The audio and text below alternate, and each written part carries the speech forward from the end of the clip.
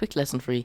The most important thing on Snowpiercer is access. And this here is Sean Wise's right hand, and in it is a small chip that allows him to enter certain carriages. So obviously he's now dead, and this chip's very valuable, so it'll be traded around. And for the purpose of the story, it ends up with this guy, Terence, who's a drug dealer. Anyways, Melanie and Roche tell Leighton that the informant Sean Wise was investigating a new drug called Chronal, and Leighton tells him the tale's had it for years. At the same time, Nikki, the suspect for the original murder, has just woken up from her sleep.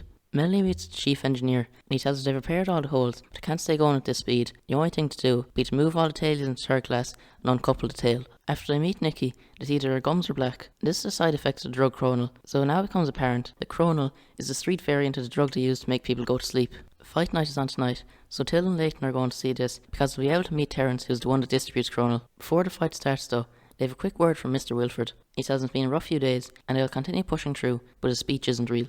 Just before the fight, we got a scene of Melanie mixing one of Mr. Wilford's older speeches, and it now proves that she isn't Mr. Wilford. While the fight's going on, Nikki has regained a bit more control over herself, and she's now gotten out of her bed, and she's wandering aimlessly through the train. And she now ends up at the fight, where she's noticed by some of the first class guests, the Folgers, and Till has to escort her back. Leighton is now allowed to see Terence. He is escorted by one of the janitors out of the fight and into another carriage, and he's brought up to where Terence lives. Terence tells Leighton that Sean Wise was last seen with a man from further up the train, probably first class. He was in his 30s and had a buzz cut, and he also tells him to like the tale.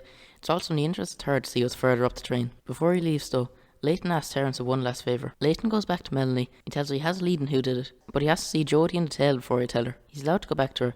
He tells her himself and Miles are doing well further up the train, and there's nothing to worry about. And the two of them have a quick kiss before the guards pull Leighton back. There's a guard posted outside Nikki's room. We now see him get bludgeoned by a man in a dark suit. He goes into Nikki's room, and he looks to be a man in his 30s with a buzz cut. And he says to Nikki, he knows she doesn't remember him, but he knows she remembers what he did. We now see Jodie go back to her bunk in the tale. We see her take something out of her mouth, and it turns out to be the chip from Sean Wise's hand, and must have been Terence's small favour for Leighton.